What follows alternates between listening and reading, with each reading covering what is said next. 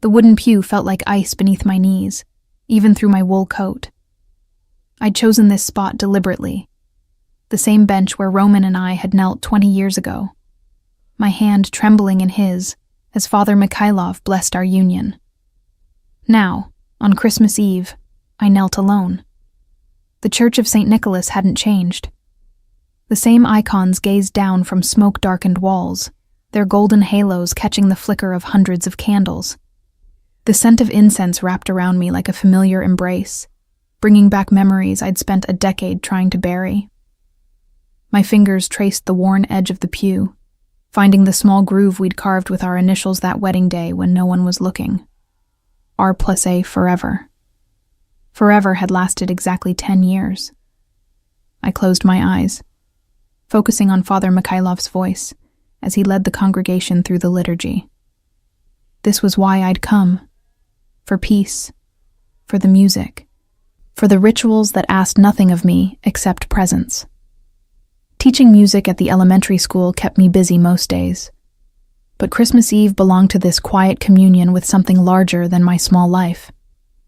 The heavy doors at the back of the church creaked open, letting in a gust of winter air that made the candles dance. I didn't turn. Late arrivals were common on Christmas Eve, people who came once a year out of obligation or nostalgia. The footsteps that echoed down the stone aisle were measured, unhurried. Then they stopped. I felt it before I understood it, that electric awareness of being watched. The hair on the back of my neck prickled. Slowly, against every instinct telling me not to look, I turned my head. Roman stood 3 pews behind me, frozen mid-step, as if he'd walked into an invisible wall. 10 years. 10 years since I'd last seen him, since he'd told me with cold, flat eyes that he didn't love me anymore, that he never had, that our marriage had been a mistake from the beginning. 10 years since I'd signed divorce papers with hands that wouldn't stop shaking, my 2-month pregnancy still a secret I'd decided to keep when he walked out the door. He looked older. Not just the silver threading through his dark hair or the deeper lines around his eyes, but something in the way he carried himself. A weariness that hadn't been there before. He wore an expensive black coat over a dark suit, but his tie was loosened, the top button of his white shirt undone. His steel-gray eyes locked onto mine with an intensity that made my breath catch. I turned back to face the altar, my heart hammering against my ribs.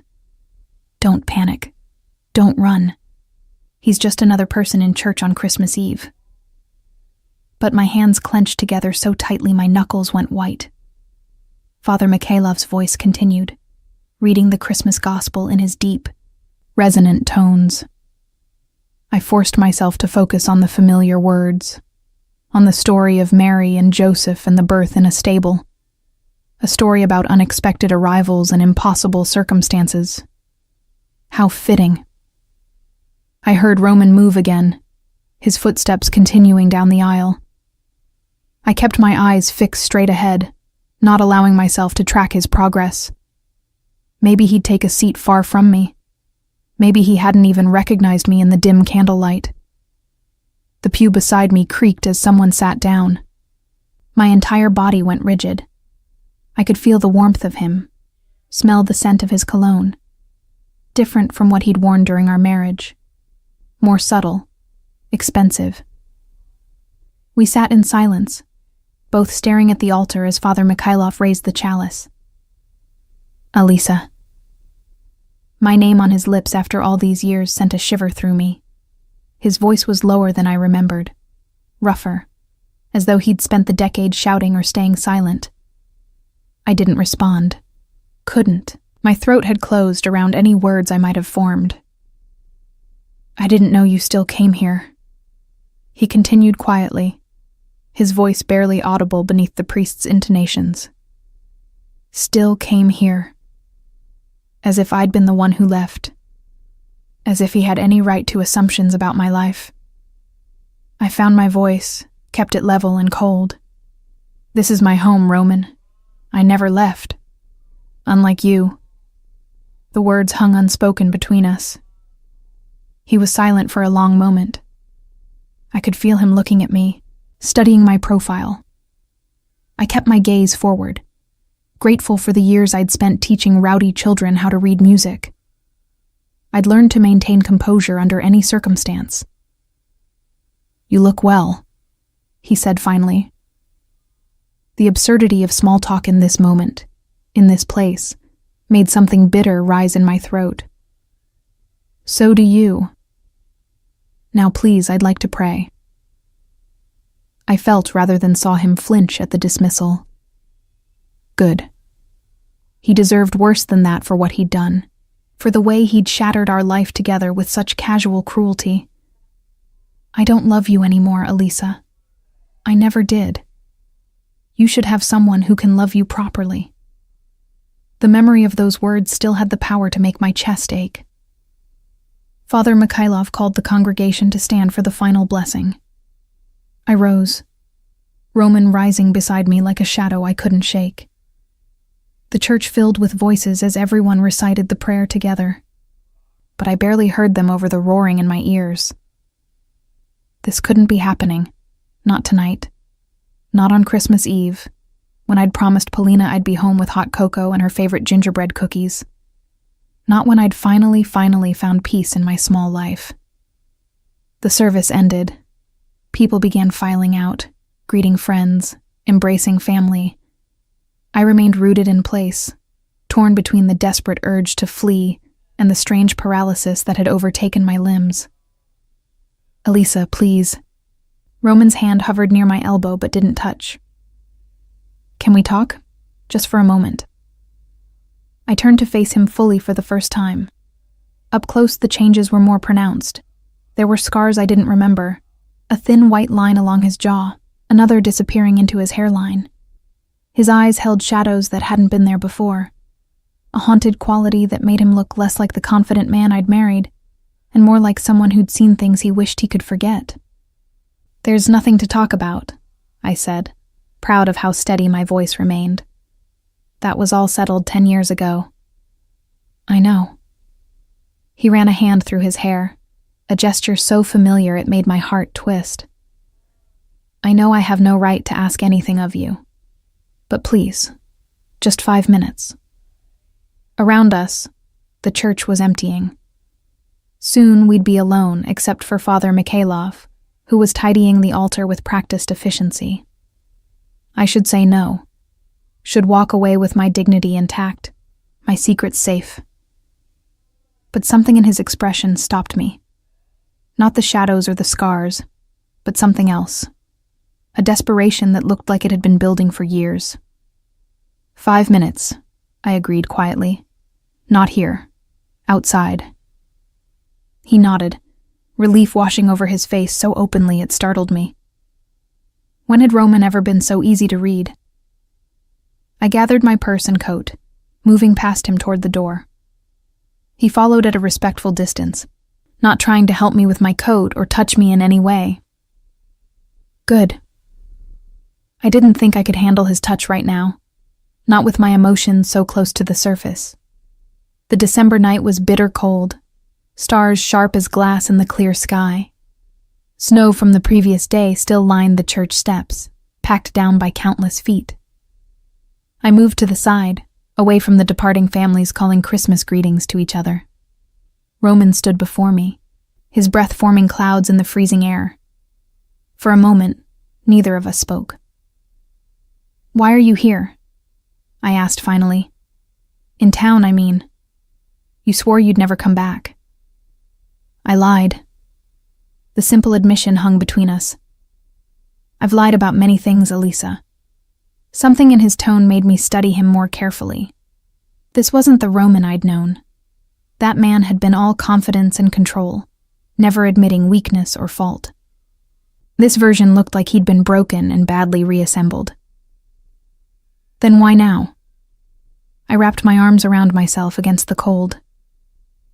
Why come back after all this time?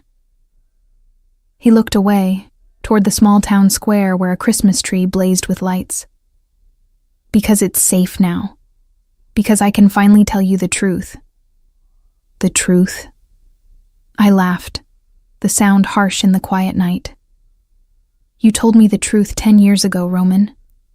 You didn't love me. Our marriage was a mistake. You needed to be free. I remember every word. Those were the lies. He turned back to me, and in his eyes I saw something that looked like anguish. Every single word was a lie. I took a step back, my heart suddenly racing. What? I loved you. His voice was rough, raw. God help me. I loved you more than anything in this world. That's why I had to leave. The words made no sense. I shook my head, confused and angry. You can't just... There were people after me, he interrupted, the words coming faster now, as if he'd held them back too long. Rivals. They found out about you, Elisa. They threatened to hurt you, to kill you, to make me watch. The only way to keep you safe was to make them believe you meant nothing to me. I stared at him, trying to process what he was saying.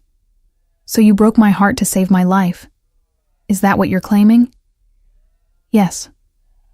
No hesitation. I made you hate me so they would leave you alone, and it worked. 5 years ago, I eliminated every threat. But by then... He broke off, his jaw tightening. By then I thought you'd moved on, found someone who deserved you. I had no right to come back into your life. Then why are you here now? I demanded, something hot and dangerous rising in my chest. Because I'm weak. The admission seemed to cost him. Because I've spent a decade living with the memory of your face when I told you I didn't love you, and I can't bear it anymore. Because I needed to tell you the truth, even if you hate me for it. The hot, dangerous thing in my chest exploded. You don't get to do this. You don't get to walk back into my life on Christmas Eve and ask for absolution. You destroyed me, Roman. You made me believe I wasn't worth loving. I know. His voice cracked. I know, and I'll never forgive myself for that. But you needed to know the truth. You deserved to know. I looked at this man I'd once loved with my whole heart, this stranger wearing Roman's face, and felt something shift inside me. Anger, yes, but also a terrible, treacherous understanding of what he'd sacrificed, and beneath it all, a secret that had been eating at me for 9 years. You want the truth? The words came out before I could stop them. Fine, here's mine. You have a daughter. The color drained from Roman's face. He swayed slightly, as if I'd physically struck him. Her name is Polina, I continued, my voice shaking now. She's 9 years old. I was 2 months pregnant when you left, but I never told you because you'd made it very clear you wanted nothing to do with me. A daughter. He breathed the words. I have a daughter. I have a daughter, I corrected sharply. You gave up any claim to her when you walked away. He looked at me with such raw pain that for a moment I almost regretted telling him. Almost. What does she look like? His voice was barely audible. Despite everything, despite the anger and hurt, I found myself answering. She has your eyes, your stubborn chin, but she plays piano like I do, and she laughs at terrible jokes, and she's the best thing that ever happened to me. Elisa, He stopped, seemed to struggle with himself. I don't have the right to ask. I know that. But would you let me meet her? Just once? Every protective instinct I had screamed at me to say no. To take this secret I'd kept for nearly a decade and continue keeping it. To protect Polina from the pain of knowing her father had abandoned her before she was even born. But I thought of my daughter's questions about her father. Questions I'd deflected with vague answers about how sometimes people couldn't be together. I thought of the way she studied my face when I said these things, as if she could sense the lies beneath my carefully chosen words.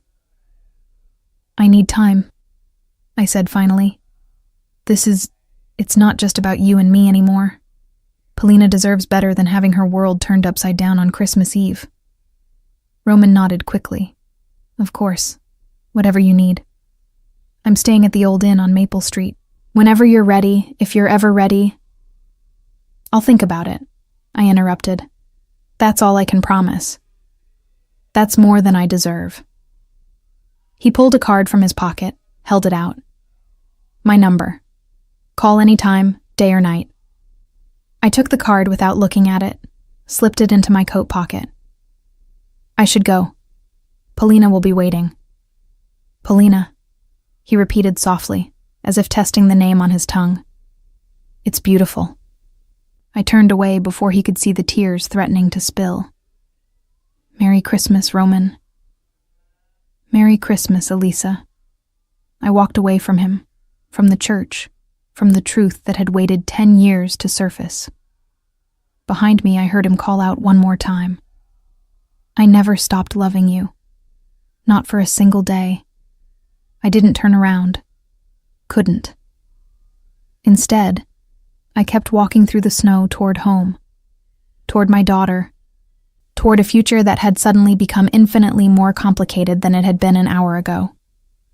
The walk home from St. Nicholas took 15 minutes, but my mind raced through a decade's worth of decisions in that short span. My boots crunched through packed snow on sidewalks lined with Christmas lights, past houses where families gathered in warm-lit windows. Normal families, uncomplicated families. I'd built a good life for Polina and me. Small, yes. Modest, certainly. But honest. Safe. The 2-bedroom apartment above the music store where I taught piano was filled with books and instruments and the kind of gentle chaos that came from raising a creative child. We had routines. Saturday morning pancakes, Sunday afternoon walks in the park, Monday evening movie nights with popcorn on the couch. Now Roman was back, carrying truths that rewrote our entire history. I loved you more than anything in this world. That's why I had to leave. I'd spent 10 years believing I'd been a fool to trust him, to love him, to think our marriage meant something. I'd rebuilt myself around that narrative, the woman who'd been deceived, who'd learned her lesson, who would never be that naive again. Now he was telling me the foundation of that story was false. The apartment was dark when I arrived except for the glow of the Christmas tree lights Polina and I had strung last week. I hung my coat carefully, composing my face before calling out. Polina, I'm home, sweetheart. In here. Her voice came from the living room. I found her curled on the couch with a book, her dark hair, so like Roman's, falling across her face. She looked up with those gray eyes that were his exact shade, and my heart clenched. How had I never noticed how much of him she carried? How was church? She marked her place with a finger, studying me with the too perceptive gaze she'd inherited from both of us. Beautiful. Father Mikhailov read the Christmas gospel. I sat beside her, forcing normalcy into my voice. What are you reading? The same book as yesterday. She grinned. The princess just discovered the dragon is actually the prince who's been cursed. Of course she was. My daughter had always loved stories about hidden identities and unexpected revelations. The universe had a cruel sense of irony. Hungry? I promised hot cocoa and cookies. Can we make the cocoa together? She closed her book, uncurling from the couch with the easy grace of childhood. You look sad, Mama. Making cocoa together always helps. I blinked back sudden tears. 9 years old, and she could read me better than anyone. That sounds perfect. In the kitchen, we fell into our familiar rhythm. Polina measured milk while I melted chocolate, our movements synchronized from years of cooking side by side. She chattered about her book, about her friend Anya's new kitten, about the Christmas pageant at school next week. Normal. This was normal. I couldn't let Roman's return destroy this. Mama? Polina's voice cut through my thoughts. Who was that man at church? My hand froze on the whisk. What man, sweetheart? The one who sat next to you. You looked scared when he came in. She tilted her head, those gray eyes too knowing. Anya's mama says people only look that way when they see ghosts. I set down the whisk carefully, buying time. How much had she seen? I'd thought she was with Tatiana's family at the back of the church, not watching me. An old friend, I said finally. Someone I hadn't seen in a very long time. A good friend or a bad friend? The question was so simple, so direct. Polina had always been like this, cutting through complexity to reach the heart of things. I'm not sure anymore, I admitted, which was perhaps the most honest answer I could give. She nodded thoughtfully, stirring the cocoa. Sometimes people can be both. My teacher, Mrs. Volkova, is really strict, which seems bad, but she's also the best teacher because she makes us learn things properly. I pulled her into a hug, breathing in the scent of her shampoo. When did you get so wise? I've always been wise. You just notice it more when I say things you need to hear. She hugged me back, then pulled away with a grin. Can we have extra marshmallows tonight? It's Christmas Eve. We settled on the couch with our cocoa. Polina curled against my side while I pretended to watch the Christmas movie she'd chosen. In reality, my mind was miles away, circling around Roman's revelation and the impossible decision it demanded. He'd sacrificed our marriage to keep me safe. He'd made me hate him, had endured that hatred for a decade, all to protect me from threats I'd never known existed. It was noble, selfless, infuriating, and completely devastating to the life I'd built on the ruins of our relationship. After Polina fell asleep, she always did during Christmas movies, no matter how exciting, I carried her to bed, tucked her in, kissed her forehead. Then I retrieved Roman's card from my coat pocket. Plain white cardstock. A phone number in simple black print. Nothing else. No business name. No address. Just a way to reach him. I sat at the kitchen table, turning the card over and over in my fingers. What would happen if I called? If I let him meet Polina? She'd want to know who he was. I couldn't introduce her to a stranger and expect her not to ask questions. And what would I tell her? This is your father, the one you've asked about for years, the one I've deflected questions about, because I didn't want to explain that he told me he never loved me and walked away before you were born. Except now, he says that was all a lie to protect us from dangerous people. And I don't know what to believe anymore. My phone buzzed, making me jump. A text from Tatiana. Saw you talking to someone after church. You okay? Tatiana, my best friend since childhood, who'd held me while I cried through those first terrible months after Roman left, who'd been there when Polina was born, who'd never once said, "I told you so," even though she'd warned me about marrying into Roman's world. I typed back, "It was Roman. He says he lied about everything. Says he left to protect me." The response came immediately. "What? I'm coming over." "No, Polina's asleep. Tomorrow. But Elisa, be careful. People don't change that much." I set down the phone. Tatiana was right to be cautious. Roman had been involved in things I'd never fully understood during our marriage. Business deals that happened at odd hours. Associates who made me uncomfortable. Money that flowed from sources he wouldn't explain.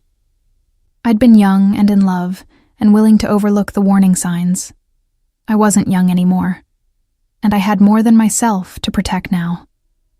The next morning, Christmas Day, Polina woke me early, bouncing on my bed with the kind of energy only children possessed at dawn. Mama, it's Christmas. Can we open presents?" I groaned, checking the clock. 6:15. "Give me 15 minutes to make coffee, then yes." She raced to the living room while I stumbled to the kitchen, my head fuzzy from too little sleep. I'd lain awake until nearly 3, wrestling with memories and possibilities and fears. Coffee made, I joined Polina by the tree. We'd kept Christmas simple this year. A few books, some art supplies, a new winter coat she'd needed anyway. She tore into each package with delight, exclaiming over every gift as if it were a treasure. "This is the best Christmas ever," she announced, hugging a sketchbook to her chest. "Better than last year when we went ice skating." "Different best," she grinned. "Last year was adventure best. This year is cozy best." My daughter, the philosopher. We spent the morning making breakfast together, then settled in to read our new books. Peaceful. Normal. Everything I'd worked so hard to build. At noon, my phone rang. Unknown number. I stared at it, my heart rate climbing. It could be anyone. A wrong number. A telemarketer on Christmas Day. But I knew who it was. "Polina, I need to take this in my room. Keep reading, okay?" She nodded absently, already lost in her story. I closed my bedroom door before answering. "Hello?" "Elisa." Roman's voice, rougher than yesterday, as if he'd also spent the night awake. "I'm sorry to call. I know you said you needed time, but I couldn't. I had to know if you're all right." "I'm fine." The automatic response. "No, you're not. Neither am I." He paused. "I've been sitting in this inn room since last night trying to figure out what to say, and I keep coming back to the same thing. I'm sorry. For all of it. For leaving. For lying. For the years you spent believing I didn't love you. Sorry doesn't change what happened. I know, but it's true anyway." Another pause. "Will you tell me about her? About Polina? I don't expect anything else. Just tell me about my daughter." The possessive sent a flash of anger through me. "She's not your daughter," he corrected quickly. "I know. I have no rights here. But please, Elisa, even just a little." I sank onto my bed, staring at the closed door. Behind it, Polina was safe, happy, oblivious to the conversation reshaping her world. "She's smart," I heard myself say. "Scary smart sometimes. She reads constantly, anything she can get her hands on. And she plays piano. Started lessons when she was 5 and never wanted to stop." "Like you," his voice was soft, almost reverent. "She has your stubbornness. Once she decides something, there's no changing her mind." I found myself almost smiling. Last month, she decided the cafeteria should serve better food, so she organized a petition. Got half the school to sign it. Roman laughed, the sound startling me. I hadn't heard him laugh in so long. Did it work? They added a salad bar. I sobered. "Roman, I can't do this. I can't just chat with you about Polina like we're old friends catching up." "I know. I'm sorry. He broke off. "I've missed so much. 9 years of her life. Her first words, first steps, first day of school. All because I thought I was protecting you by staying away." "You were protecting us," I said quietly. "If what you said about the threats was true." It was true. Every word. His voice hardened. "The Volkov organization had photographs of you, Elisa. Plans. They were going to take you, hurt you, use you against me. The only way to save you was to make them believe you meant nothing." A chill ran down my spine. "The Volkovs. I remember that name. Your associate Kirill mentioned them once." "My former associate. Kirill's been retired for 5 years now, living quietly in the countryside." Roman's tone softened again. "The threats are gone, Elisa. Eliminated. I made sure of it before I even considered coming back." "And what does that mean? Eliminated?" Silence. Never mind. I didn't want to know. Couldn't handle knowing. "Roman, I need more time. This is too much, too fast." "Of course. I understand." He hesitated. "But Elisa, thank you for telling me about Polina last night. For not keeping that secret any longer." After we hung up, I sat in the quiet of my bedroom, processing. Roman had eliminated threats. He'd spent 5 years making sure it was safe before returning. What did a man like Roman do to eliminate threats? I'd spent 10 years convincing myself I didn't know the full extent of his business, but I'd always known enough. Known that his money came from places regular businessmen didn't discuss. Known that his associates were dangerous men. Known that our comfortable life had been built on foundations I was afraid to examine. Maybe I'd been as much a coward as he'd accused himself of being. A knock on my door. "Mama? Are you okay in there?" I opened it to find Polina, concern creasing her small face. "I'm fine, sweetheart. Just a work call." "On Christmas?" She raised an eyebrow. My gesture, learned from watching me. "Must be important." It was. I pulled her into a hug. "Want to make Christmas cookies?" We spent the afternoon in the kitchen, rolling dough and cutting shapes, decorating with colored icing. Polina chattered about her friends, her plans for winter break, the new book series she wanted to start. Normal. Safe. Mine. But in the back of my mind, Roman's words echoed. I have a daughter. I've missed 9 years of her life. And beneath my anger, beneath my fear, a treacherous thought kept surfacing. Polina deserved to know her father, even if I could never forgive him for leaving, even if I could never trust him again. My daughter deserved the truth. That evening, after Polina was in bed, I pulled out my laptop. I'd avoided searching for Roman's name online for years, not wanting to know what he'd become. Now I needed to understand who I was potentially inviting back into our lives. The search results were surprisingly sparse. A few mentions of business deals from years ago. An obituary for his father from 15 years back. Nothing recent.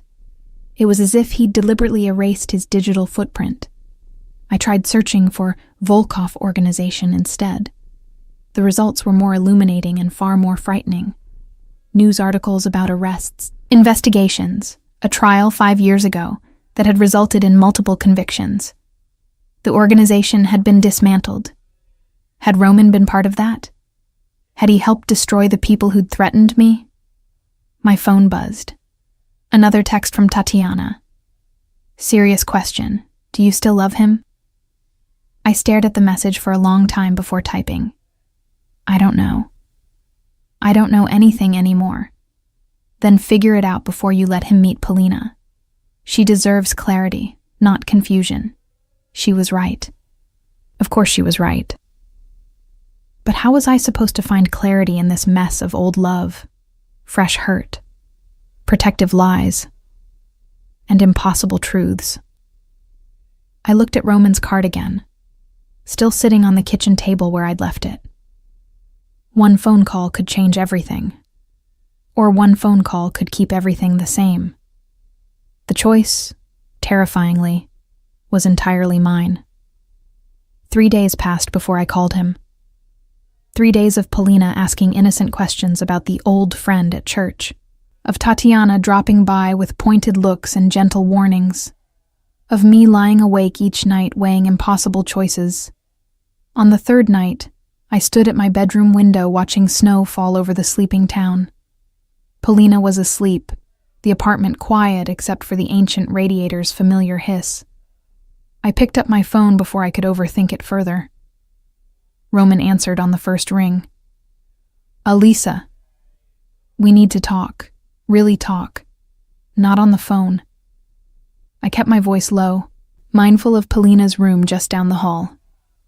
Tomorrow after I drop Polina at school, the cafe on Main Street, 9 o'clock. I'll be there. Relief flooded his voice. Thank you. I hung up before he could say more, before I could change my mind. The next morning, I went through our routine on autopilot. Breakfast, dressing Polina for school, walking her 3 blocks to the elementary building where I taught music twice a week. She chattered about the winter concert coming up, about wanting to play a solo piece. Can I do the Chopin Nocturne? The one you play sometimes when you think I'm asleep? I glanced down at her. You hear that? You play it when you're sad. She said it matter-of-factly, without judgment. It makes you feel better, but it also makes you cry sometimes. I can hear from my room. 9 years old and she saw everything. I squeezed her hand. We can work on the Chopin. It's challenging, but I think you're ready. Because I'm stubborn like my father. She asked it casually, but I caught the calculation in her eyes. I stopped walking. Polina, what? You said the man at church was an old friend. But you also said I got my stubbornness from my father. She looked up at me, those gray eyes unnervingly direct. Was he my father? Is that why you looked scared? My heart hammered. I'd underestimated her, assumed she'd accepted my vague explanations. Sweetheart, this isn't the time. You always say that. Her voice remained calm, but I heard the hurt beneath. You say we'll talk about it later, but later never comes. I'm not a baby anymore, Mama. I can handle the truth. We'd reached the school gates. Other children streamed past us, calling greetings to Polina. She waved absently, waiting for my answer. Yes, I said finally. That was your father. But it's complicated, and I really promise, we'll talk about it soon, after I understand it better myself. She studied my face for a long moment, then nodded. Okay. But soon, Mama. Not your usual someday soon. I watched her run to join her friends, my chest tight. How had my little girl become so perceptive? And how was I supposed to protect her from this when she could see right through my defenses? The cafe on Main Street was nearly empty at 9 on a weekday morning. Roman sat in the back corner, an untouched coffee in front of him. He stood when I entered, a gesture of respect that felt foreign after everything between us. I ordered tea at the counter. The waitress, young Sonia from my music class, smiled knowingly, then joined him at the table.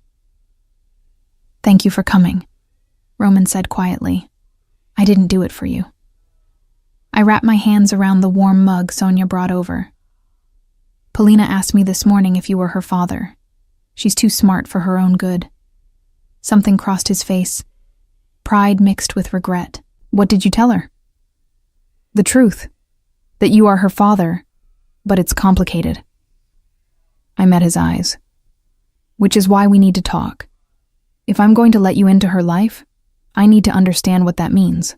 All of it. He nodded slowly. What do you want to know? Everything. Start with the Volkovs. You said they threatened me.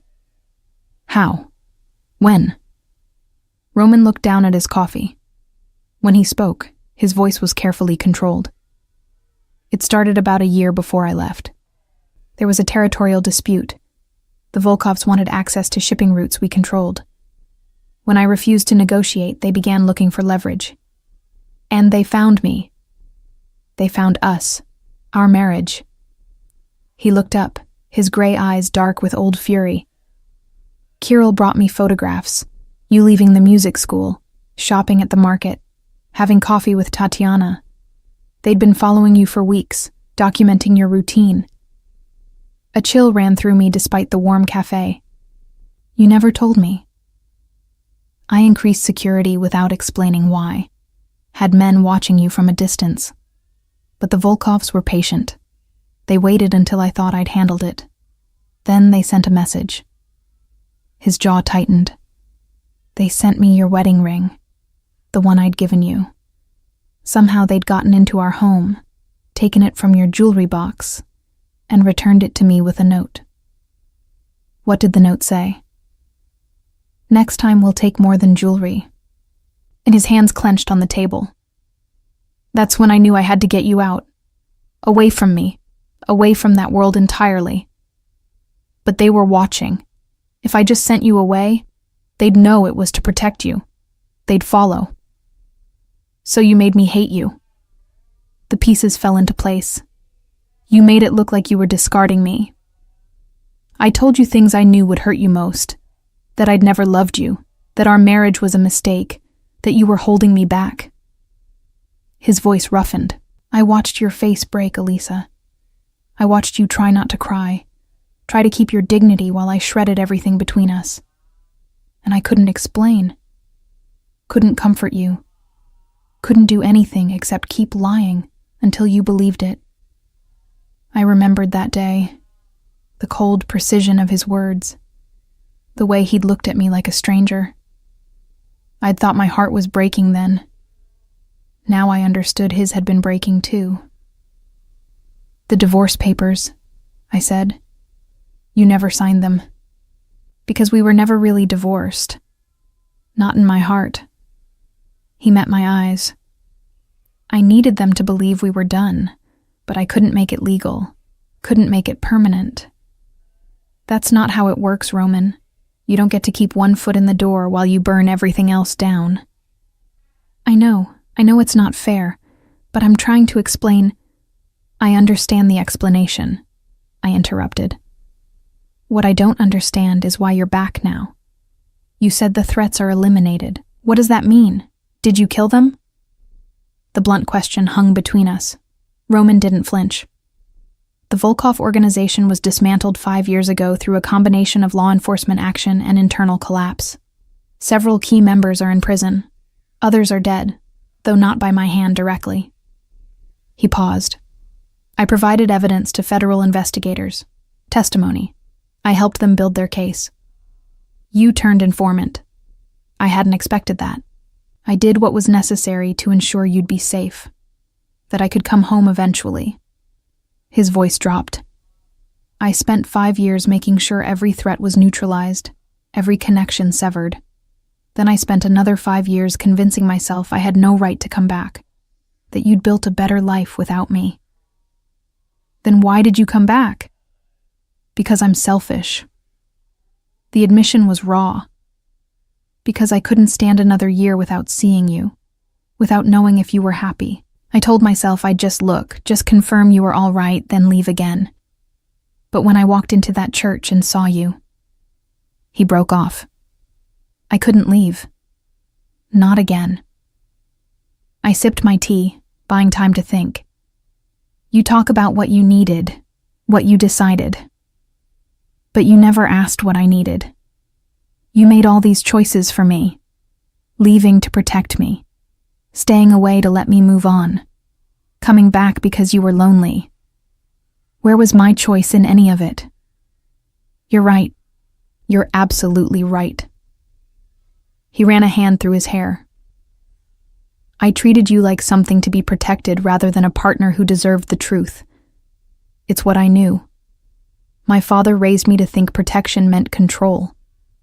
It took me years to understand how wrong that was. Years after you'd already destroyed our marriage. Yes. The simple acknowledgement surprised me. I'd expected excuses, justifications. Instead, he just sat there accepting my anger as his due. I need conditions, I said finally. If you're going to meet Polina, if you're going to be part of her life, there have to be rules. Anything, whatever you want. First, honesty. No more protective lies. If something dangerous is happening, you tell me. I'm not a child to be shielded from reality. He nodded. Agreed. Second, you don't get to make decisions about Polina without consulting me. Not where she goes to school, not what activities she does. Nothing. I've been her parent for 9 years. You don't get to walk in and take over. Of course, you're her mother. You know what's best for her. Third, you have to understand that she may not want a relationship with you. She may be angry or confused or scared. If she decides she doesn't want you in her life, you accept that, and you don't pressure her. This one made him flinch, but he nodded. If that's what she wants, I'll respect it. And fourth, I paused, gathering courage. You have to tell me the complete truth about what you did. Not vague references to business or eliminating threats. I need to know exactly what kind of man you are now, what you're capable of, so I can decide if I want that around my daughter. The silence stretched. Roman looked out the window at the snow-covered street, his expression unreadable. I was born into a world you barely glimpsed during our marriage, he said finally. My father controlled shipping, imports, various enterprises that operated in gray areas of the law. I inherited that world at 25 when he died. For years, I told myself I was different from him, that I could clean up the business, make it legitimate. But you couldn't. The infrastructure was too deep, too many people dependent on it, too many connections that couldn't be untangled without destroying everything. He looked back at me. I'm not proud of what I did during those years, Elisa. I bent laws. I made deals with dangerous people. I used intimidation and leverage to protect our interests. Did you hurt people? Not directly. I never killed anyone. Never ordered anyone killed. But I profited from a system that did hurt people. His voice was steady, unflinching. When the Volkovs threatened you, I realized I couldn't keep living in both worlds. Couldn't be your husband and also be what my father's empire required. So I chose you. I became an informant, helped dismantle the very organization I'd inherited, and spent the last decade trying to build something clean. What do you do now? I own a small publishing house. We print books, classics, poetry, local authors. It makes enough to live on, nothing more. All the money from before, I gave it away. Anonymously funded schools, hospitals, programs for communities my family's business had harmed. He met my eyes. I know that doesn't erase what was done, but I'm trying to be someone different, someone who might deserve a chance to know his daughter. I studied him across the table. This wasn't the confident man I'd married, certain of his power and place. This was someone who'd been broken down and rebuilt into something quieter, humbler. A publishing house, I repeated. Where? I've been moving around, no permanent home, I thought. He hesitated. I thought if you agreed to let me see Polina, I might settle here. Open a bookshop in town. Be nearby, but not intrusive. You're planning to stay? To move back here permanently? Only if you allow it. If my presence would hurt you or Polina, I'll see her somewhere else. I'll commute. Whatever works for you. I wanted to say no. Wanted to tell him he'd given up the right to live in our town when he'd walked away. But I thought of Polina's questions about her father, the way she studied children with their dads at school events, the careful neutrality she maintained when other kids talked about their families. There's an empty storefront on Oak Street, I heard myself say, next to the antique shop. It's been vacant for years, but it has good bones. Would work well for a bookshop. Hope flickered in his eyes. I mean, I'll think about it. All of it. I stood, gathering my coat. I need to talk to Polina. Explain things properly before she meets you. That could take time. How much time? He stood as well, careful not to crowd me. I don't know. Weeks, maybe. I won't rush this just because you're impatient. I understand. Whatever she needs. He paused. Elisa, I know I don't deserve your trust, but thank you for considering this, for giving me any chance at all. I looked at him, really looked at him for the first time since Christmas Eve. The scars, the silver in his hair, the weariness in his eyes. He'd paid a price for his choices too. Maybe not the same price I'd paid, but a price nonetheless. I'm not doing this for you, I said quietly. I'm doing it for Polina. She deserves to know her father, even if I can never forgive you for leaving us. That's all I'm asking. His voice was rough. A chance to know my daughter, to try to earn back even a fraction of what I threw away. I left him there, walked out into the cold December morning. My phone buzzed, a text from the school secretary saying Polina had forgotten her music folder. Could I bring it by? I smiled despite everything. My daughter, so brilliant, but so scattered when it came to practical things, so much like Roman in that way. That night, after Polina was in bed, I sat at my kitchen table with a blank notebook and began writing. A timeline of events, questions to ask, ways to explain complicated truths to a 9-year-old without crushing her. Your father loved us but left to keep us safe. Your father is a good man who did bad things. Your father wants to know you but won't force his way into your life. How did I communicate all of that without confusing her? Without making her feel responsible for adult decisions and complicated histories? My phone rang. Tatiana. So, she asked without preamble, how did it go with Roman? I told her everything. The Volkovs, the protective lies, his transformation over the past decade. She listened in silence, only occasionally making small sounds of acknowledgement. Elisa, she said when I finished, I need to ask you something, and I need you to be honest with yourself when you answer. Okay. Do you still love him? I opened my mouth to say no. The word wouldn't come. I don't know, I admitted finally. I loved who he was. I hate what he did. But this person he is now, I don't know him well enough to love or hate him. Then maybe that's where you start, Tatiana said gently, not trying to reconcile the past, but getting to know who he is now, for Polina's sake. After we hung up, I returned to my notebook, added a new section. Things I need to know about Roman now. The list grew longer than I expected.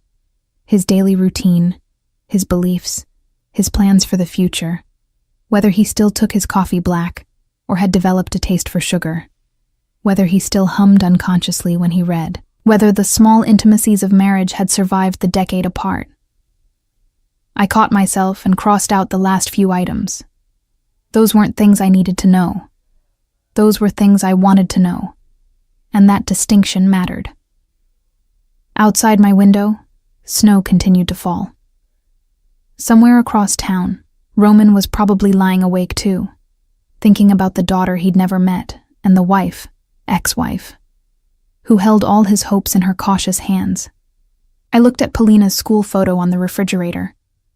Her gap-toothed grin, her wild hair escaping from braids, her eyes, Roman's eyes, bright with laughter. Your father wants to meet you, I whispered to the photo. And I think maybe I'm going to let him. The decision, once made, settled into my bones with a finality that felt both terrifying and inevitable. Tomorrow I would start the conversation with Polina. Tomorrow I would begin the careful work of rebuilding what Roman had torn apart. But tonight, I let myself feel the weight of it all. The anger and hurt, yes, but also the smallest, most treacherous spark of hope. I waited until Saturday morning to talk to Polina. She was in a good mood. Winter break had started, and she'd slept in until almost 9, a rare luxury. We made pancakes together, her standing on the step stool to reach the griddle while I supervised. Can we go ice skating today? She asked, expertly flipping a pancake. Anya's mom said they're opening the rink in the park. Maybe later. First, I need to talk to you about something important. She glanced at me, reading the seriousness in my tone. About my father. Not a question. I should have known she'd been waiting for this conversation since Christmas Eve. Yes. About your father. I turned off the stove, moved the pancakes to plates. Let's sit down. We settled at the kitchen table, pancakes between us. Polina poured syrup with careful concentration, but I could feel her attention focused entirely on me. You know I've always told you that your father and I separated before you were born, I began. She nodded, cutting her pancakes into precise squares the way she always did. What I didn't tell you was why. I didn't tell you because I didn't understand it myself until very recently. I took a breath. Your father left because he was trying to protect us from dangerous people. He thought the only way to keep us safe was to make those people believe we didn't matter to him anymore. Polina set down her fork. So he lied? About not loving us? About not loving me. He didn't know about you yet. The old pain flickered. I found out I was pregnant after he'd already gone. Why didn't you tell him? Because he'd said such hurtful things when he left, I thought he really didn't want me. Didn't want a family. I was angry and scared, and I reached across the table, took her small hand in mine. I was wrong. I should have told him. But I was trying to protect you in my own way. She absorbed this, her gray eyes thoughtful. So you both lied to protect people. That seems like a bad pattern. I almost laughed at her directness. You're absolutely right. It is a bad pattern. Is he still dangerous? The dangerous people, I mean. No. Your father spent years making sure they couldn't hurt anyone anymore. That's why he came back, because it's finally safe. And he wants to meet me. Again, not a question. Very much, but only if you want to meet him. I squeezed her hand. This is your choice, Polina. Not mine, not his. If you need time to think about it, or if you decide you're not ready, that's completely okay. She pulled her hand back, picked up her fork again. For several minutes she ate in silence while I watched, trying not to project my own anxieties onto her decision. What's he like? She asked finally. I mean, I know I look like him. But what's his personality? I thought about how to answer honestly without influencing her. He's very intelligent. He likes books. He owns a publishing house now. I paused, searching for the right words. He's quieter than he used to be, more careful with his words. He's made mistakes, big ones, but he's trying to be better.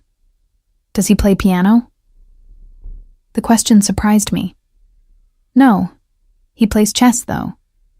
Or at least he used to. She ate another bite. What if I meet him and I don't like him? Then you don't have to see him again. Or you can see him just sometimes if you want. This isn't all or nothing, sweetheart. We can figure it out as we go. And you? Do you like him? I hadn't expected that question. I'm still figuring that out. He hurt me very badly when he left, even if he had good reasons. That doesn't just go away because I understand why he did it. Polina nodded slowly. Anya's parents are divorced. She says it's better when they're honest about not liking each other than when they pretend. That's very wise of Anya. She's almost 10. She knows things. Polina finished her last bite of pancake, then looked directly at me. I want to meet him, but not alone. You have to be there too. Relief and anxiety warred in my chest. Of course I'll be there. We can meet somewhere neutral, maybe the library or the park. The bookshop. Her decision was immediate. You said there's an empty store on Oak Street. Can he show me that? Can he tell me about books and what he wants to do with the space? I stared at my daughter, awed once again by her wisdom. She'd found a perfect middle ground, meeting her father in the context of his work, with a clear purpose for the conversation, somewhere that wasn't emotionally loaded for any of us. I'll ask him, I promised. When would you want to do this? Today. She stood, gathering our plates. Before I get too nervous and change my mind. My heart hammered. Today? Polina, that's very fast. Mama, you always tell me that when something is hard, it's better to do it quickly, like taking off a bandage. She rinsed her plate in the sink. If I wait, I'll just worry. Can you call him? I pulled out my phone with shaking hands. Roman answered immediately, as if he'd been waiting by the phone. Elisa? Polina wants to meet you. Today, if you're available. Silence. Then his voice, rough with emotion. Today? Yes, absolutely. Where? When? The empty storefront on Oak Street. The one I mentioned. Can you meet us there at 2 o'clock? I'll be there. Elisa, Thank you. Thank you for this. Don't thank me yet. This is Polina's choice, and she's reserving the right to change her mind at any time. Of course. Whatever she needs. After I hung up, Polina appeared at my elbow. What should I wear? Whatever makes you comfortable. My blue dress, the one with the pockets. She was already heading to her room, in case I need to put my hands somewhere. I watched her go, marveling at her self-awareness. 9 years old, and she understood her own nervous habits well enough to plan for them. The morning crawled by. Polina alternated between excited chatter about what questions she wanted to ask Roman and quiet moments where she retreated into her own thoughts. I tried to remain calm, but my own anxiety kept spiking. At 1:30, we bundled into our winter coats and walked to Oak Street. The storefront was indeed empty. I'd checked the owner's name in the town records and confirmed it was available. Large windows looked out onto the street, and through them, I could see dusty hardwood floors and built-in shelving along the walls. Roman was already there, standing outside the door. He wore dark jeans and a black sweater under his coat, more casual than I'd seen him at the church. When he spotted us approaching, he went very still. Polina's hand found mine. I felt her tension through her small fingers. "It's okay," I murmured. "We can turn around right now if you want." "No," her voice was steady, despite her grip on my hand. "I want to do this." We stopped a few feet from Roman. He looked at Polina with such naked longing that I had to look away. "Hello," he said softly. "You must be Polina." "I am." She lifted her chin. "You're my father." "I am." He crouched down to be at her eye level. "I'm very happy to meet you." "Are you?" The challenge in her voice was pure steel. "Because Mama says you didn't know about me when you left. So maybe you wouldn't have been happy if you'd known." I started to intervene. This was too harsh for a first meeting, but Roman held up a gentle hand. "That's a fair question," he said, his gaze never leaving Polina's face. "And I can't say for certain what I would have done if I'd known. But I can tell you this. Discovering you exist has been the greatest gift of my life. I only wish I'd known sooner." "Why did you leave my mama?" "To protect her from people who wanted to hurt her because of me." His voice remained steady. "It was the wrong choice. I should have found another way. But I was scared and stupid, and I made her very sad." Polina considered this. "Mama says you're sorry. I am. More than I can ever express. Sorry doesn't fix things." "No, it doesn't."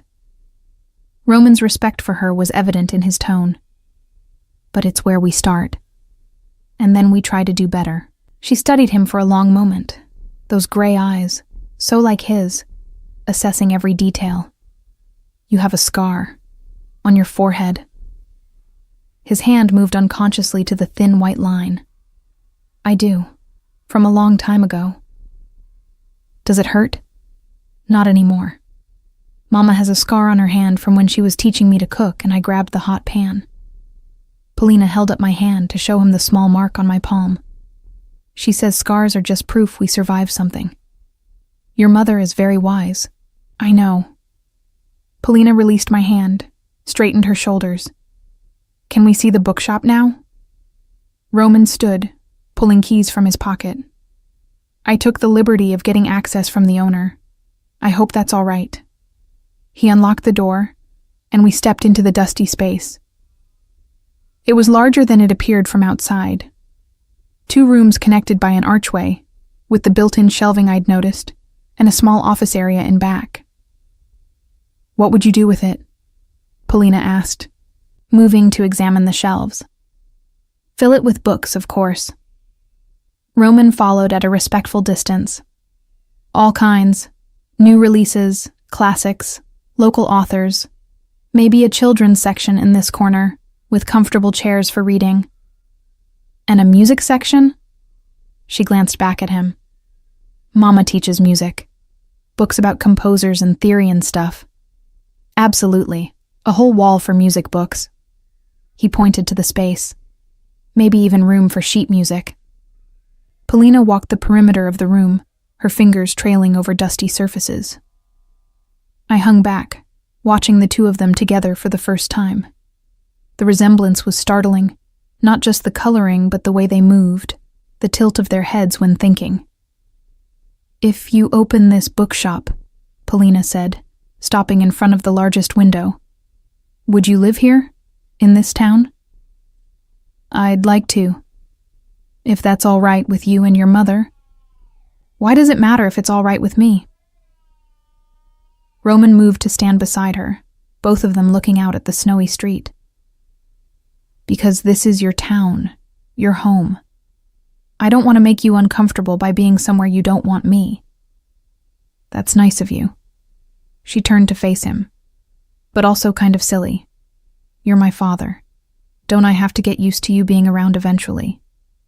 He smiled, a real smile that transformed his face. "I suppose that's true, and Mama needs someone to talk to about grown-up things. Tatiana is nice, but she talks too much about her cats." I couldn't help laughing. Polina shot me a look that said she was being perfectly serious. "I like Tatiana's cats," I protested. "You're polite about Tatiana's cats. There's a difference." Polina returned her attention to Roman. "Do you like cats?" "I'm more of a dog person, actually." "Me too." Her face lit up. "Mama says we can't have a dog because our apartment is too small, but maybe when I'm older." "Maybe," I interjected.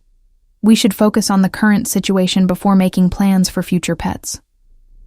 They both turned to look at me, identical expressions of mild exasperation that made my chest tight. "Right," Polina said. "Current situation." She faced Roman squarely. "Here's what I think. You can open the bookshop, you can live in town, but you have to have dinner with us once a week so I can get to know you. And you can't buy me lots of presents to make up for not being there before, because that's just weird." Roman's lips twitched. "Those terms are acceptable. And you have to be nice to Mama. Even when you're talking about boring adult stuff, you can't make her sad." "I'll do my very best not to." "Okay then." She held out her hand. "Deal?" He shook it solemnly. "Deal." I watched them, my heart in my throat. This wasn't how I'd imagined our first meeting going. I'd expected tears, or anger, or overwhelming emotion. Instead, my practical daughter had negotiated terms like a tiny lawyer and apparently decided her father was acceptable. "Can we get hot chocolate now?" Polina asked.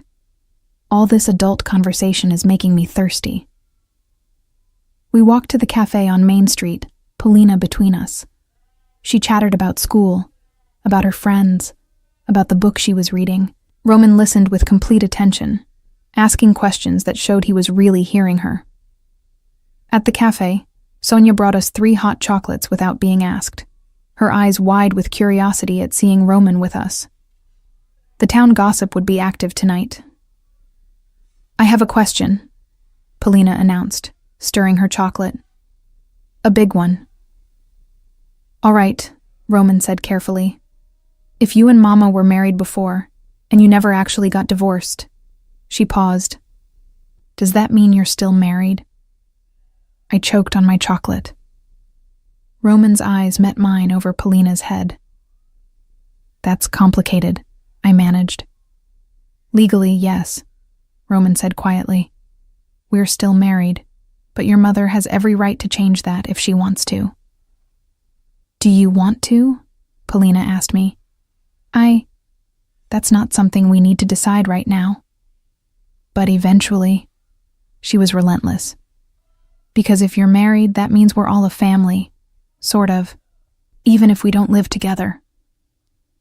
"Families come in all shapes," I said carefully. "Living together or apart doesn't change whether people are family." "I know that." Polina rolled her eyes. "Anya's dad lives in another city and they're still family. But he and Anya's mom aren't married anymore. You and," she gestured to Roman, "and my father are still married. That's different." Roman cleared his throat. "What your mother means is that marriage is about more than legal papers. It's about whether 2 people want to build a life together. Your mother and I. We need time to figure out what we want." Okay.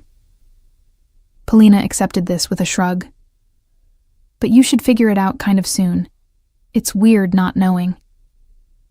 After hot chocolate, we walked Polina back to our apartment. At the door, she turned to Roman. Same time next Saturday? For dinner? I'll be there. He crouched down again. Thank you for giving me a chance, Polina. It means everything to me. She surprised us both by stepping forward and hugging him. Brief and a bit awkward, but genuine. You seem nice. Don't mess it up. Then she was gone, disappearing into our apartment with a wave. I stood in the doorway with Roman, suddenly unsure what to say. She's extraordinary, he said softly. You've done an incredible job raising her. She raises herself half the time. She's always been wise beyond her years. She has your heart. He met my eyes, and apparently my tendency to speak too directly. I almost smiled. About what she said. The marriage thing. I know, it's complicated. We don't need to discuss it now. He stepped back, giving me space. I meant what I said to her. We need time to figure out what we both want. And what do you want, Roman? The question escaped before I could stop it. He looked at me for a long moment. I want what I threw away 10 years ago, but I know I don't deserve it. So what I'll take is whatever you're willing to give, even if that's just Saturday dinners and polite co-parenting. That's all it can be right now. I understand. He turned to leave, then paused. Elisa, she's perfect. Thank you for her, for keeping her safe all these years. After he left, I went inside to find Polina in her room, already engrossed in a book. So? I sat on the edge of her bed. What did you think? He's sad. She didn't look up from her book. Really, really sad. But he's trying not to show it. You noticed that? It's obvious. She turned a page. He looks at you the way Prince Charming looks at Cinderella in my storybook, like she's the most important thing in the world. My heart squeezed. Polina, I'm just saying what I saw. She finally looked up. Are you still in love with him? Where did you learn to ask questions like that? Books, are you? I thought about lying, about deflecting, but she deserved better. I don't know. Part of me will probably always love who he was, but I don't know if I can love who he is now. Why not? Because love requires trust, and trust requires time. Your father and I, we have a lot of hurt between us. But you're going to try. To figure it out, I mean. Do you want me to? She shrugged. I want you to be happy. You're always taking care of me and working and being responsible. You should have someone to make you laugh. Out of the mouths of babes. That night, after Polina was asleep, I sat at my kitchen table with a cup of tea and Roman's card. On impulse, I sent him a text. Thank you for being so good with her today. It meant a lot. His response came immediately. Thank you for letting me meet her. I'll see you Saturday. I stared at the message, then added, the bookshop is a good idea. Oak Street could use more local businesses. Does this mean I have your permission to lease it? I typed and deleted several responses before settling on, yes, but only if you promise to have a proper children's section. Polina will inspect it. Wouldn't dream of opening without her approval. I smiled despite myself, then set down the phone before I could continue the conversation. This was already more than I'd planned to give him. But maybe Polina was right. Maybe it was time to stop protecting myself from possibility and start figuring out what I actually wanted. The question was, did I have the courage to find out?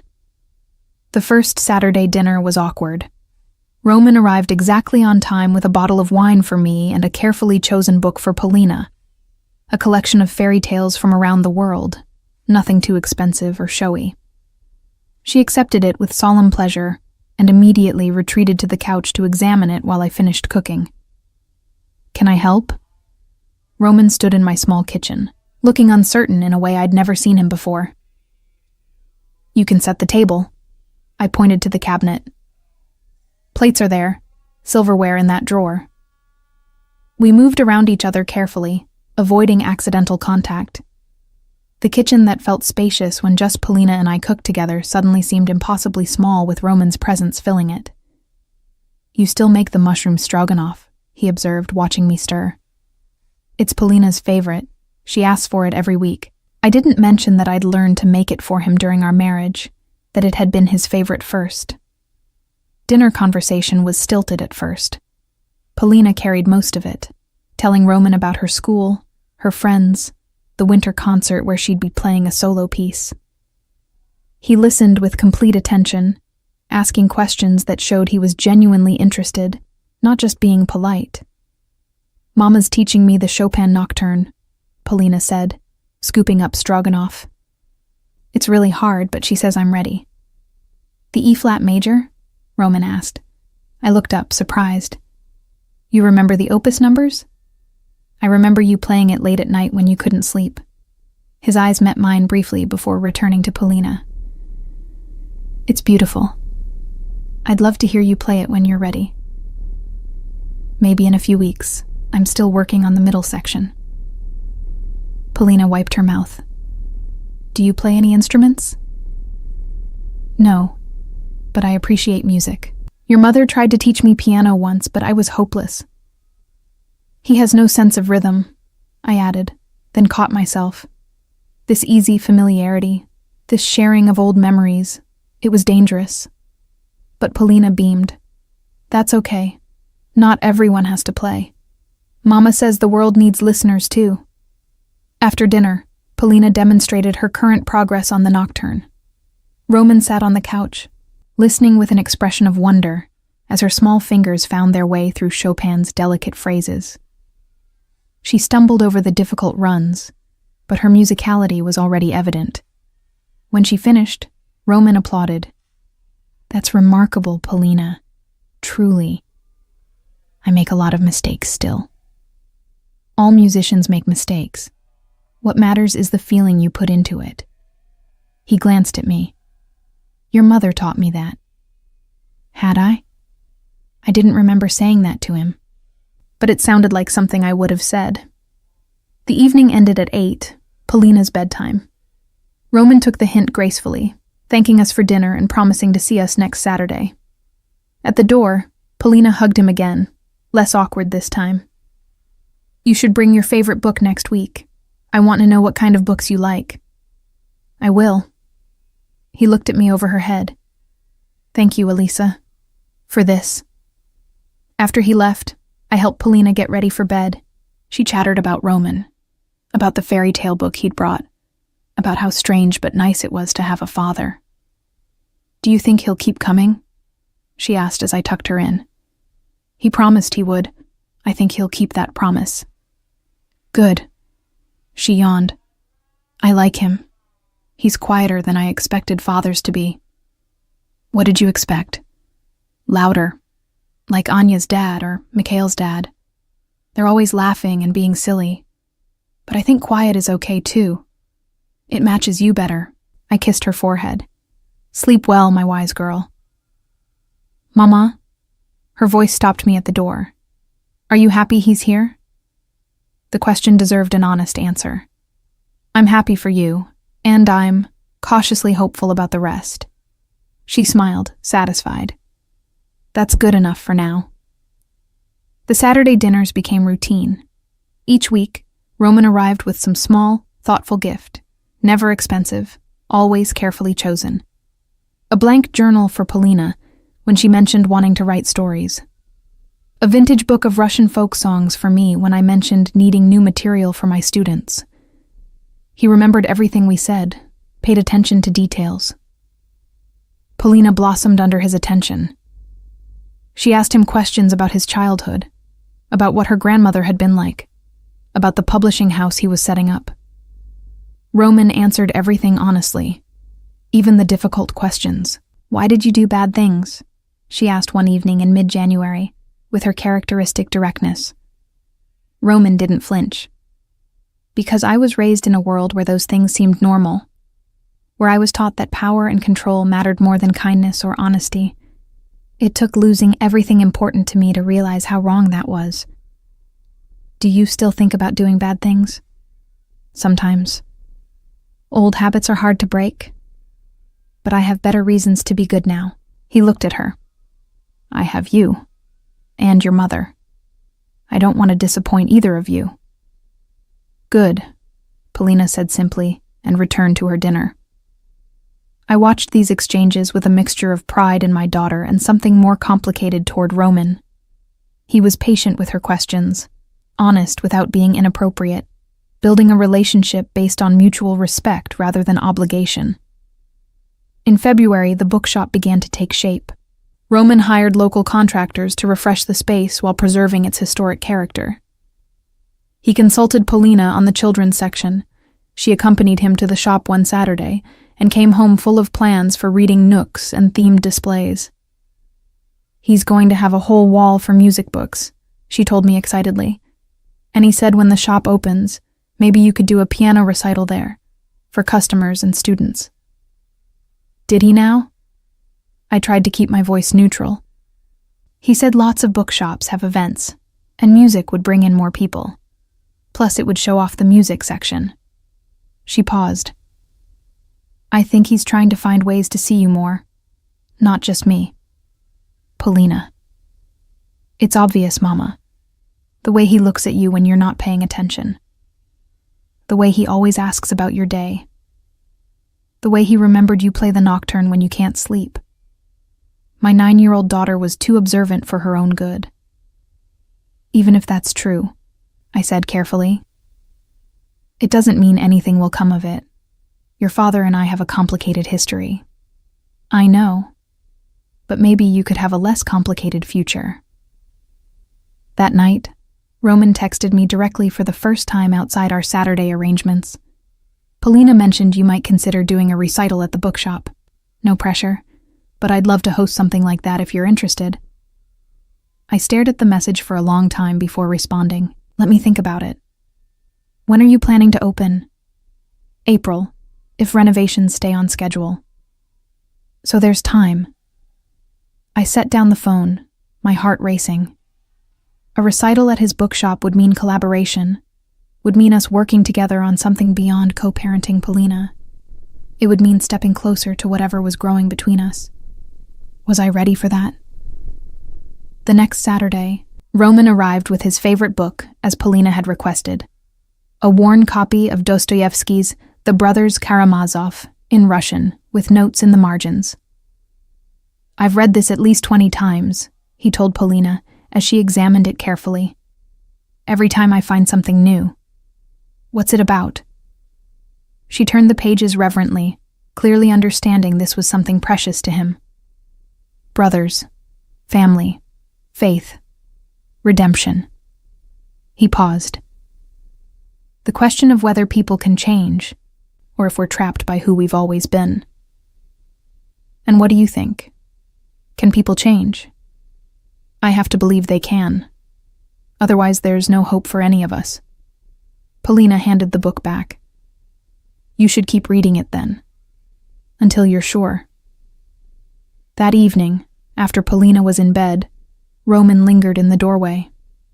We'd fallen into this pattern, him staying a few minutes after she went to sleep, both of us pretending we needed to discuss co-parenting details. She's getting more comfortable with me, he observed. You're easy to be comfortable with. You listen to her, take her seriously.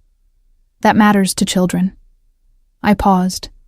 It matters to everyone, really. I'm trying to be the father she deserves, the man you both deserve. Roman, I know. I know you're not ready to talk about us, about what we were or what we might be. But I need you to know I'm not going anywhere. I'll wait as long as you need. The sincerity in his voice made my chest tight. What if I never stop needing time? Then I'll wait forever. He said it simply, as if it were the most obvious thing in the world. You and Polina are worth waiting for. After he left, I found myself at the piano, My fingers found the Chopin Nocturne without conscious thought, the same piece I'd played late at night during our marriage when I couldn't sleep, the same piece he'd mentioned remembering. The melody wound through the quiet apartment, melancholy and sweet. I let my hands express what I couldn't say aloud, the confusion, the longing, the fear of letting myself hope again. When I finished, I sat in silence, hands resting on the keys. My phone buzzed, a text from Roman. I could hear you playing from the street, still beautiful, still you. He'd been standing outside, listening. The thought should have unsettled me. Instead, it felt like a promise that he would always be there, just close enough to hear my music, waiting for permission to come closer. In March, Tatiana cornered me at her apartment during our weekly tea. "So," she said, pouring chamomile into delicate cups, "are we going to talk about the elephant in the room?" "What elephant?" "Roman, who's been having weekly dinners with you and Polina for 3 months, who texts you about bookshop events, who's clearly still in love with you." She handed me a cup. "The question is, are you still in love with him?" I sipped the tea, burning my tongue. "It's not that simple. It never is. But Elisa, I see the way you smile when you talk about something he said. I see the way you've started wearing the earrings you loved during your marriage. I see you coming alive again. Or I'm being a fool. Again. Maybe." Tatiana's voice softened. "But maybe being a fool in love is better than being wise and lonely. Look at what he's doing. He's not just trying to win you back. He's building a life here, opening a business, being a father to Polina. Those aren't the actions of someone playing games. He destroyed me once, Tati. I'm not sure I can survive that again." "Then don't let him have all the power. Set boundaries. Make him prove himself. But don't shut him out completely just because you're scared." Her words stayed with me through the week. When Saturday came, I made a decision. After dinner, after Polina went to bed, I asked Roman to stay. "I've been thinking about the recital," I said as we sat at my small kitchen table. "I'll do it, on one condition." Hope flared in his eyes. "Anything." "We go slowly, with everything. The recital is professional, me supporting your business and you supporting my music. It doesn't mean we're together. It doesn't mean I've forgiven everything." "I understand. And you need to be patient. With me, with this whole situation. I spent 10 years believing you didn't love me. You can't erase that overnight with Saturday dinners and thoughtful gifts." "I know." He leaned forward. "Elisa, I'll take whatever you're willing to give. Friendship, co-parenting, professional collaboration. All of it is more than I deserve." "Stop saying that." My voice came out sharper than intended. "Stop acting like you don't deserve basic human kindness. Yes, you made terrible choices. But you're also trying to do better. That should count for something." Something shifted in his expression. "Does it count for something? With you?" I met his eyes across the table. "I'm agreeing to the recital, aren't I? That's a start." "It's more than a start.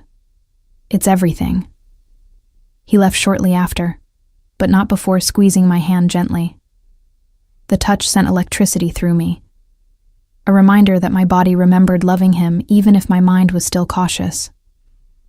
That night, I lay awake thinking about trust and risk and second chances, about whether love was something you fell into or something you chose, consciously and deliberately, despite fear. Outside my window, snow fell softly. Spring was coming, bringing with it Roman's bookshop opening, the recital, and decisions I'd been avoiding for months. Polina had asked if I was still in love with Roman. I'd said I didn't know. But lying in the dark, listening to my daughter's soft breathing from her room down the hall, I admitted the truth to myself. I'd never stopped loving him. I'd only learned to live with the pain of his absence. Now he was back, and the pain was transforming into something else. Something fragile and terrifying and full of possibility. The question wasn't whether I loved him. The question was whether I was brave enough to let myself love him again. The bookshop opened on a Saturday in mid-April, with spring finally breaking through winter's grip. Roman had named it The Silver Page, a reference, he told me privately, to the silver in his hair and the new page he was trying to write in his life. Polina and I arrived early to help with final preparations. She'd appointed herself the official inspector of the children's section, which Roman had designed exactly to her specifications. Reading nooks with cushions, shelves at child height, a small stage area for story times. "It's perfect," she declared, spinning in the center of the space. "Absolutely perfect." Roman watched her with undisguised joy. "Your approval means everything." The music section took up an entire wall, as promised. I ran my fingers along spines. Theory books, composer biographies, collections of sheet music. He'd even included several rare volumes I'd mentioned wanting months ago in passing conversation. "You remembered," I said softly. "I remember everything you tell me." He stood close enough that I could smell his cologne. "The recital is scheduled for the second Saturday in May. Does that still work for you?" "Yes. I've been practicing." I'd been doing more than practicing. I'd been pouring everything I couldn't say into music, letting Chopin and Rachmaninoff and Debussy express the complicated tangle of my emotions. "I can't wait to hear you play again. Really hear you. Not just stolen moments through windows." I turned to face him. "You've been doing that? Listening outside my apartment?" He had the grace to look embarrassed. "Sometimes, when I'm walking past. I don't linger. I know it's an invasion of privacy. But when I hear you playing, I can't help stopping for just a moment." I should have been angry. Instead, I felt something warm unfurl in my chest. "You're impossible. I'm in love with you." He said it simply, quietly, as if stating a fact. I never stopped, and I never will. But I know you're not ready to hear that yet. "Roman, I'm not asking for anything," he interrupted gently. "Just telling you the truth. Because we promised honesty, remember?" Polina's voice called from across the shop, saving me from having to respond. "Mama, come see the section on fairy tales from different countries." The grand opening was busy. Half the town turned out to support the new business. Roman moved through the crowd with quiet confidence, recommending books, chatting with customers, making everyone feel welcome. I watched him work, saw how he'd transformed himself from the man who'd commanded a criminal empire to someone who genuinely cared about connecting people with stories. "He's good at this," Tatiana observed, appearing at my elbow with a cup of the coffee Roman was serving. "Natural retailer. Who would have thought?" He always loved books. I just never saw him in a context where that could be his whole life. "And now?" She studied my face. "What do you see when you look at him now?" I watched Roman crouch down to talk to a small child about a picture book, his expression patient and kind. I see someone trying very hard to be better than he was. "Is it working? The trying?" Before I could answer, Polina bounded over. "Mama, Mrs. Volkov wants to know if you're taking new piano students. Can I tell her yes?" "You can tell her to call me next week to discuss." Polina ran off to relay the message, and Tatiana raised an eyebrow. "Your daughter is running a marketing campaign for you. She's determined that I should be happy and successful. Apparently that requires Roman's bookshop to succeed and my piano studio to expand. Smart girl. She knows that if you're both thriving, she'll have 2 stable parents instead of 1 stressed one." The opening continued late into the evening. By the time we closed the doors at 9, Polina was asleep on one of the reading nook cushions, curled around the fairy tale book Roman had given her months ago. "I'll carry her home," Roman offered. "It's on my way." I should have said no, should have maintained the careful distance I'd been preserving. But I was tired, and the evening had been long, and the sight of him gently lifting our daughter into his arms made my defenses crumble. We walked through quiet streets, Polina's head resting on Roman's shoulder. He carried her with practiced ease, as if he'd been doing it for years instead of months. "Thank you," he said as we walked, "for being here today, for supporting this. Polina wanted to be here. I came for her." "I know." He glanced at me. "But you stayed. You talked to customers about the music section, recommended books, helped Mrs. Volkov find something for her grandson. You didn't have to do any of that." He was right. I'd gotten swept up in the energy of it, had found myself genuinely enjoying the work of connecting people with books and music. At my apartment, Roman carried Polina directly to her bedroom. I pulled back her covers, and he laid her down gently, both of us working in silent synchronicity to remove her shoes and tuck her in. She stirred slightly. "Papa." The word was sleepy, unconscious. Roman froze, his hand still on the blanket. Tears glistened in his eyes. "Shh," I whispered to Polina. "Sleep now." She settled immediately, her breathing evening out. Roman stood there for a long moment, just watching her. In the living room, he turned to me, his voice rough. "She called me Papa." I heard. I never expected. He broke off, overwhelmed. "She's been calling you that when she talks about you to her friends." I didn't correct her because... I paused. "Because you are her papa, even if we're still figuring out what that means for all of us." He sat down heavily on the couch. "Elisa, I need to tell you something about the recital." Concern flickered through me. "What about it?" "I invited someone from before." He looked up at me.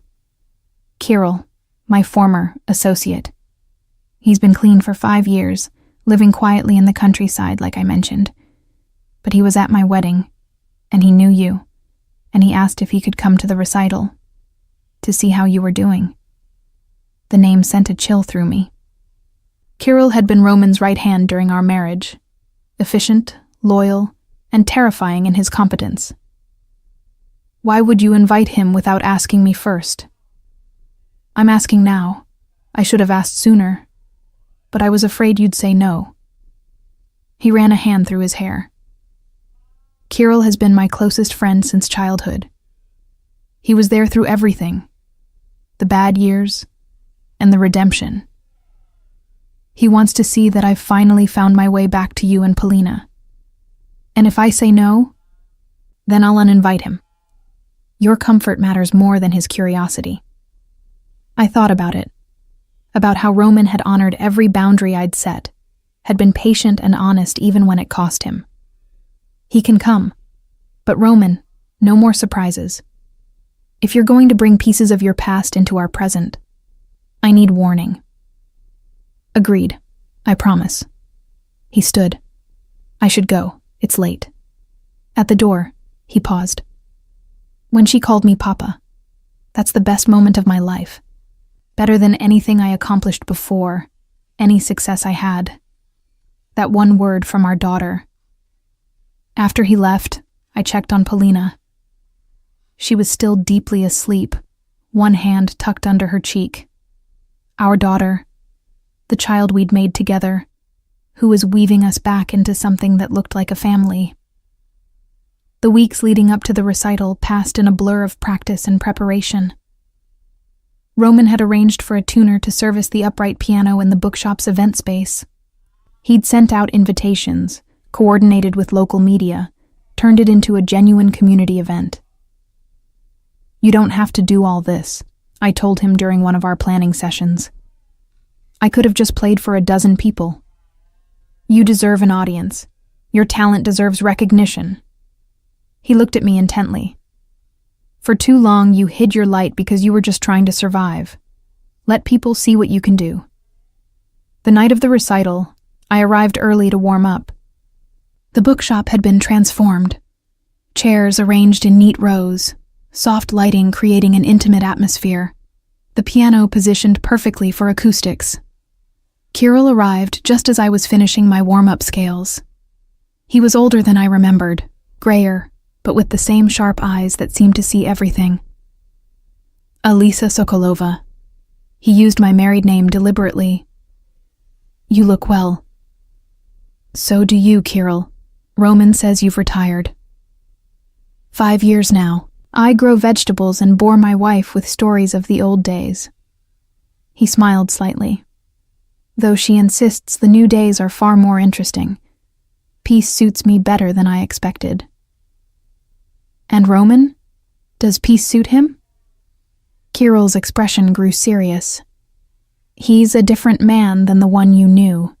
The years of being an informant, of dismantling everything his father built, of living with what he'd done. It changed him fundamentally. He's found himself in books and in trying to make amends. And in trying to win me back? That too. Though I think he's realistic about his chances. He just wants to be near you and the child, even if that's all he ever gets." People began arriving. Students and their parents, town officials, curious community members. Polina sat in the front row between Roman and Tatiana, her face glowing with excitement. At exactly 7, Roman stood to introduce me. "Thank you all for coming to the Silver Pages' first community event. It's my privilege to introduce Alisa Sokolova, one of the finest musicians our town has ever produced. Please welcome her." The applause felt warm, genuine. I sat at the piano, my hands settling on the keys, and let everything else fall away. I played the Chopin Nocturne first, the one Polina was learning, the one I played late at night, the one Roman remembered from our marriage. Then Rachmaninoff's Prelude in C-sharp minor, dark and powerful. Then Debussy's Clair de Lune, dreamy and ethereal. For my final piece, I chose something I hadn't planned. Schumann's Träumerei, a simple, tender piece about dreaming, about hope, about the possibility of happiness after sorrow. As I played, my eyes found Roman's. He was watching me with such complete absorption, such naked love, that it took my breath away. This was how he'd looked at me during our wedding, during quiet mornings when we'd wake up tangled together, during the best moments of our marriage. The love had never died. It had just been buried under lies and distance and time. When I finished, the applause was thunderous. Polina jumped to her feet, clapping wildly. Roman stood too, his eyes bright with tears he didn't try to hide. People came up afterward to compliment me, to ask about lessons, to request future performances. Through it all, I was aware of Roman's presence, never intrusive but always there, supporting me without demanding anything in return. Finally, the crowd thinned. Kirill said his goodbyes. "Give him a chance, Alisa. He deserves that much, and so do you." And departed. Tatiana took Polina home to sleep over, giving me a significant look as she left. And then it was just Roman and me in the quiet bookshop, surrounded by stories waiting to be read. "That was beautiful," he said softly. "Even more beautiful than I remembered. I'm better than I was. 10 years of practice. You were always extraordinary." He moved closer. "But there was something different tonight. A lightness in your playing, like you've found peace." Maybe I have, or maybe I'm starting to. I took a breath. "Roman, I need to tell you something. About us." He went very still. "I'm listening. I've spent months being careful, protecting myself, keeping you at arm's length. And it's exhausting." The words came faster now. "I'm tired of being afraid. Tired of punishing you and myself for what happened a decade ago. Alisa, Let me finish. I stepped closer to him. I'm not saying I've forgiven everything. I'm not saying there won't be hard days where old hurts resurface. But I am saying that I want to try. Really try. Not just co-parenting or professional collaboration, but us. Together. Building something new. Hope blazed in his eyes. Are you sure? No. I'm terrified, but I'm also sure that life is short, and love is rare, and we have a daughter who wants her parents to be happy, together, if possible. He reached for my hands, holding them gently. I will spend every day for the rest of my life proving I'm worthy of this chance. I swear it. I don't need you to be perfect, Roman. I just need you to be honest, to be present, to choose us every day, even when it's hard. That's the easiest promise I've ever made. He leaned in slowly, giving me time to pull away. I didn't. Our lips met in a kiss that was both familiar and entirely new. The taste of coming home after a long journey, the feeling of finding something precious you'd thought was lost forever. When we finally broke apart, both breathing hard, he rested his forehead against mine. I love you, he whispered. I never stopped. I never will. I love you too. The words felt like freedom. God help me, I never stopped either. We stood there in the quiet bookshop, holding each other, while outside spring bloomed into early summer and the world continued turning. 2 years later, on Christmas Eve, Roman and I stood in St. Nicholas Church once more. But this time, Polina stood between us, holding 2 candles, our ring bearer, though technically it should be ring bearer. This is weird but nice, she whispered, as Father Mikhailov began the ceremony. Getting married to someone you're already married to. We're renewing our vows, I whispered back, making new promises. Same thing, she said wisely. You're choosing each other again. That's what matters. She was right. The intervening years had been complicated. Learning to trust again, navigating old wounds, building new patterns. But we'd done it together, with honesty and patience and love. Roman had sold his publishing house and focused entirely on the silver page, which had become the heart of our small town's cultural life. I'd expanded my piano studio and performed regular recitals. Polina, now 11, had grown into a remarkable young musician and an even more remarkable human being. We'd bought a house together. Nothing grand, just a comfortable place with room for Polina's piano and Roman's ever-expanding book collection. A place that felt like home. Father Mikhailov spoke of marriage as a journey, of how love was both a feeling and a choice, of how the greatest gift we could give each other was our whole, imperfect selves. When it came time for vows, Roman took my hands in his. Elisa, 10 years ago I made you a promise, and then broke it spectacularly. Today I make you a different promise. I will never again choose protection over partnership. I will trust you with the truth, even when it's hard. I will choose us, every day, in every way. And I will love you and our extraordinary daughter, for as long as I draw breath. I squeezed his hands, tears streaming down my face. Roman, you taught me that love isn't just about the good times. It's about choosing each other through the hard times, too.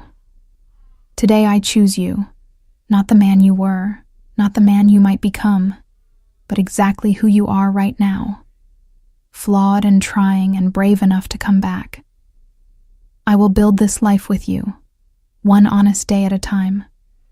Father Mikhailov blessed our union, and we exchanged new rings, simple silver bands to replace the ornate gold ones from our first wedding.